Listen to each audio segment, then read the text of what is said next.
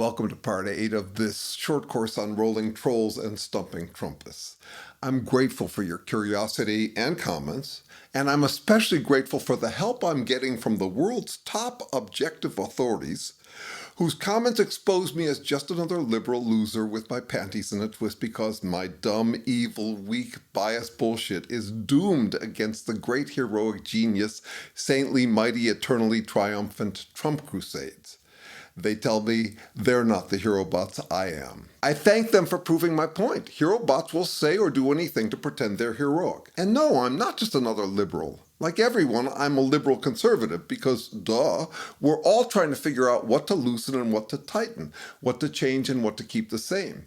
To claim that you're all for one or all for the other is just brandstanding, lifestyle brand grandstanding. Like what you want to loosen or tighten proves you're the heroic crusader for one or the other. Still, my critics raise an important question.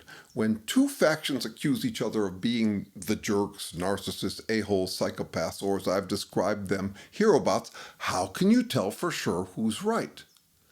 I'll argue you can't tell for sure, but you can make much better guesses than most of us do, assuming that whoever we butt heads with is a butthead because we don't like their attitude, perspective, decisions, lifestyle, tone, power, tribe, or the way we feel when pissed, bugged, annoyed, and humiliated around them. Really, what distinguishes a butthead, since it can't just be that you butt heads with them? If you find that question interesting, that's a good sign you're not one. It means you don't assume you're the authority on who's the butthead, and you wonder if maybe you are. Most pop psychology on narcissism flatters its audience with the assumption that they're the good guys. I assume that if I don't want to be a butthead, I have to expect some anxiety about whether I am. People often ask me if they're the asshole. I tell them that their self-doubt is a sign that they're probably not. I call this work advanced psychoproctology for beginners. Advanced in that while we're all quick to call someone any of those names, we rarely get around to defining them. I've argued that herobots pretend they're infallible. They act like they have the surefire formula and are destined to reign victorious no matter what. Decent folks are at least a little more ironic than that. They have an ironic attitude, including some self-effacing irony, an ability to laugh at themselves, and their fallible struggle to figure out what's best to do. I've argued that irony is your superpower, the antidote to herobotic bullshit. It's time to unpack that. Maybe you think irony is sarcasm or some kind of witty style. There's some of that, but it's not the heart of it, or the grounding for why I argue that irony is your superpower. People often confuse irony with hypocrisy. That's ironic because actually it's the reverse. They're opposite ways of dealing with life's iffiness. An ironic situation is one in which the outcome is the reverse of what you assumed and expected. You made a good bet that ironically turned out bad. You made a bad bet that ironically turned out good. Ironic situations are funny. You expected a wooden floor beneath your feet, but instead there was a banana peel and you fell. Dirony would be a more accurate term. Dire irony. Life as tragic comedy. Irony can also be the relief we relish in popular fiction. When all seems lost, suddenly there's a miracle and it's happily ever after. To juice that relief, you need tension first, a hero's journey, an existential threat that puts you on the edge of your seat, yet is sure to resolve well. You know, like Christ, the tragic martyr who is destined to rule the world, King of Kings. Herobots love that stuff, even though it's contradictory. A believer already knows the outcome, even though their God works in mysterious ways. God is absolutely unknowable. Let me tell you all about him because I know him inside out. People eat that stuff up. Whether it's Marvel movies or Christian miracles, we'd welcome irony if it always resolved to a miraculous happily ever after. Romance, broadly defined, is the dream of happily ever after that lives in all of us, but is never realized in reality. Now, I was raised on irony. My dad would say, I haven't lived my life in vain for nothing. Jews have a tendency toward the tragicomic, ironic attitude. And look at me. Have you seen this nose? So maybe my crusade for irony is just my personal bias. Anyone who isn't ironic like me is a butthead herobot. Maybe, I wouldn't put it past me, because after all, I am human. If this is my personal bias, I'd be the last to know. My mantra is no matter how hard I chase the truth, it will never catch me. I don't bet so, and here's why. Like any of us, I'm kind of self-obsessed, always trying to figure out what to try to do. Until my mid-30s, I went about it the usual way. I was your typical hippie Buddhist, love is the answer kind of guy. I felt brilliant and heroic for discovering that love is good and deciding that there should be more of it. I was a loving guy promoting love. That's me, and that's what I'm trying to do. I thought of all of us as educatable units. Just educate people to be more loving. Circumstances sobered me out of that. I ended up trapped with someone who had a lot in common with Trump. I started to look for what to believe next, but noticed that there's a tendency for us seeing the light woke humans to drop a dogma, but not the dogmatism, instead transferring it to some other dogma. I call that I once was lost, but now I'm blind syndrome. Rather than jumping on some new bandwagon, I got interested in how people shop among interpretations of reality. I figured that if I wanted a really grounded interpretation of who I am, my best bet would be science, understanding what we really are. Mid-sized mammals, but different in some radical way from, say, a dog. I lucked into the company of Terrence Deacon, a Harvard neuroscientist, biologist, anthropologist with whom I've now been working closely for 30 years. He had just completed decades of research explaining how humans evolved language and how it made us radically different from other critters. When I met him, he was just turning his attention to an even bigger question. So big it's sidestepped by even most researchers. I ground my work in psychoproctology in 30 years researching the physical origins and nature of us beings struggling for our own existence. In other words, selves and trying, how mattering emerged from matter, how beings trying to survive emerge within nothing but basic chemistry, which isn't full of beings trying to do anything.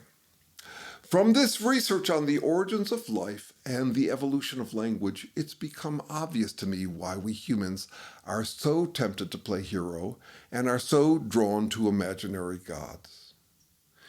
You won't get what I'm about to provide from the philosophers, psychologists, theologians, or even the Darwinian atheists.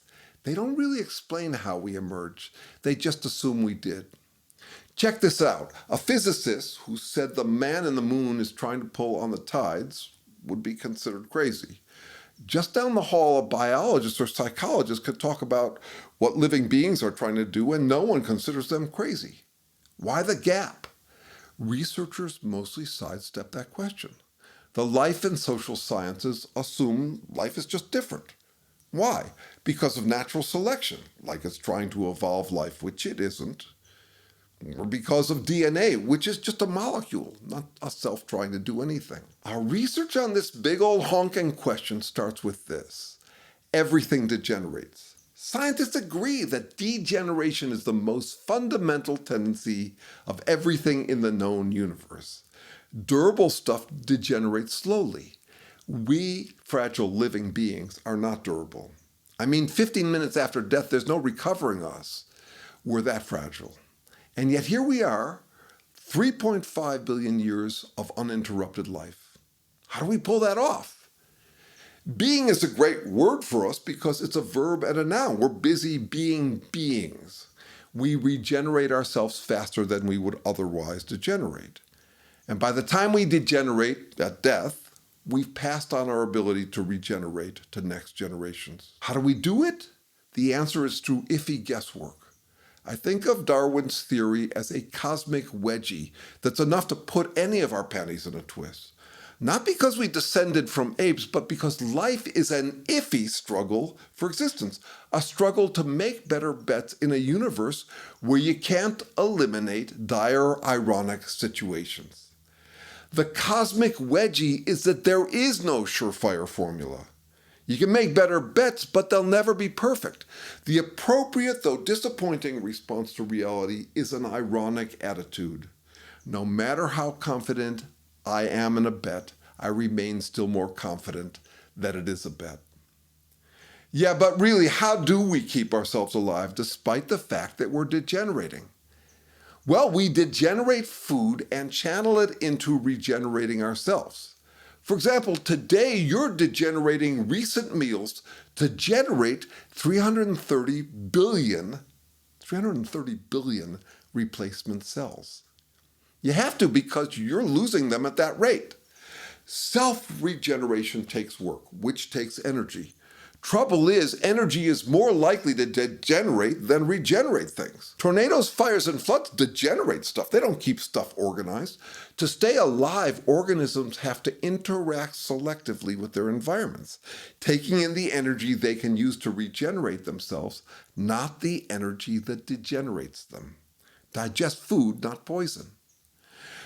Your self-regenerative struggle for existence is what you have in common with all living beings, even all the ones that can't feel or think.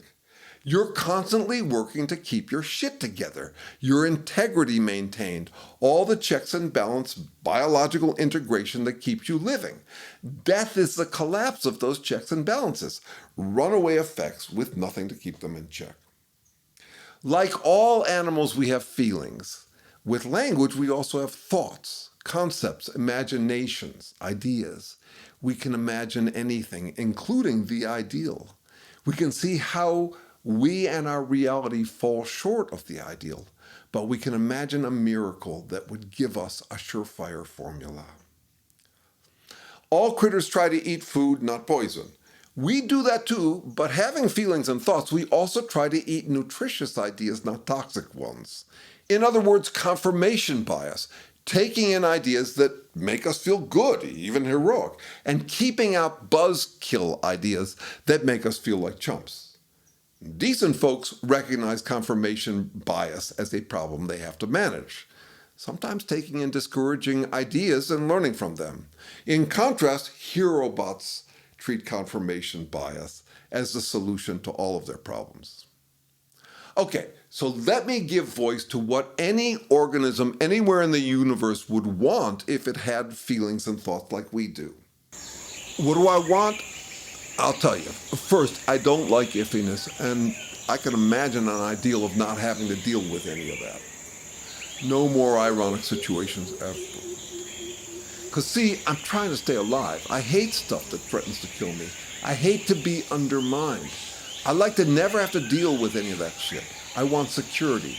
And I love anything that makes it easier for me to stay alive. More than that, to do whatever the hell I want. You know what I want? I want absolute security and absolute power. I want absolute safety and absolute freedom. What I want, what I can imagine, and what I deserve is a wild card trump card, so I could do anything and could do no wrong. There'd be like one last ironic miracle that gave it to me.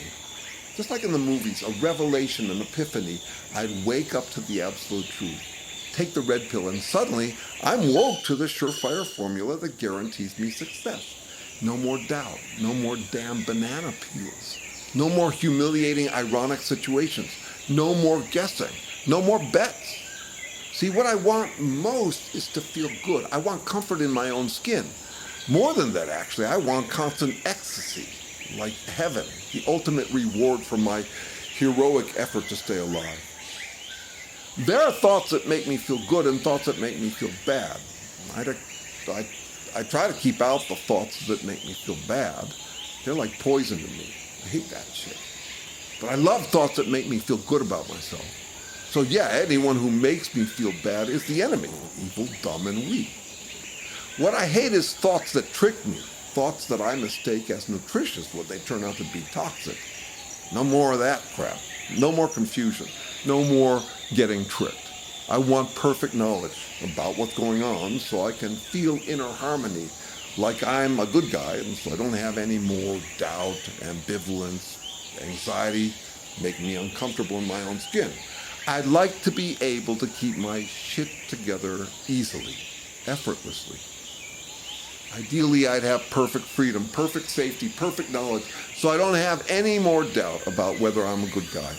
I'd be all-powerful, all-knowing, and all good, with perfect integrity. That's what any critter would want. A tree frog, bacterium, or even an extraterrestrial being, if it had feelings and thoughts like ours. It's also exactly what we idealize in God. God is omnipotent, all-powerful, free to do whatever he wants. God is omniscient. He knows everything and is never surprised or confused. God is omnificent, all good. So no matter what he does, he's safe, free from guilt and shame. And God is one. He has perfect integrity. You've probably heard the question, could God build a mountain so big he can't move it? If he can or he can't, he's not all-powerful. Well, theologians have an answer. He wouldn't. He never gets himself into ironic binds like that because he has perfect integrity. Herobots play God and God's defender. And no wonder. It's like a living being's wet dream come true. I hope by now you recognize that I'm not just talking about trolls and Trumpists.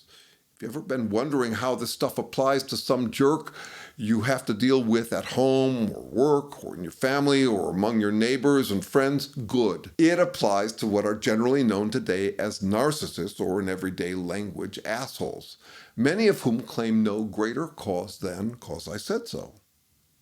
Well, it's funny. Narcissists are named after Narcissus, a guy who couldn't stop looking at himself. But that's the one thing you can't get a narcissist to do. You're a narcissist. You should take a good look at yourself. Weird, huh? But not when you realize that narcissists have a split personality. They play God and God's goon squad defender. One part of them is fixated on a herobotic self-idealization, the God they pretend they are. The other part is a thug who will wage holy war to protect and promote their godlike authority. Holy means pure. War is dirty. No deed too dirty for a saint like them. In psychology, the current term for herobots is dark triad personality. These are early days for psychology, a 100-year-old field that isn't rocket science. It's way, way harder. I'm happy to cut my profession lots of slack, but not when it acts like it had solved psychology already. There's a lot more to figure out. Psychology is still more engineering than science. Its focus is on troubleshooting broken minds. It has its diagnostic categories, which are often based more on impressions than what's really going inside the people it's trying to debug. Narcissists can't, won't, and act like they shouldn't introspect, but they appear self-obsessed. Psychopathy means ill soul. Again, these are early days for psychological science. So yeah, it's not surprising that our terms are a little off. The dark triad personality is a term in psychology for the combination of three diagnostic categories: psychopathy, narcissism, and Machiavellianism. But notice this. Those three traits match the ideal we envision for God. Narcissism is, I'm absolutely righteous, perfectly pure and holy. Everything I do is virtuous. Psychopathy is, I'm absolutely powerful. Nothing can stop me. I'm perfectly safe and secure from being overthrown. Machiavellianism is, I'm all-knowing, always right, clever, cunning, devious. Nothing can ever outwit me. Dark Triad isn't just three separate traits. It's a shell game I'll call the assholey trinity. Since I'm sweet, I should cheat. Since I cheat, I can beat. That I beat proves I'm sweet. In other words, because I'm good, it's my duty to win by being deviously nasty. No deed too dirty for a saint like me. Being devious, I always win, and even when I don't, I can be devious and claim I won. Always winning proves I'm mighty, and since might makes right, it proves I'm a saint. I'm a saint because I win. As a saint, I should sin. Because I sin, I can win. I'm a saint because I win. Shell game. Shell games lack integrity. I mean, no deed too dirty for a saint like me in my holy war. How does that work? Easily. Just claim that you have perfect integrity. You're like God that way. You're one. Just insist that you never contradict yourselves. You only have to be consistent about one thing, the claim that you're consistent.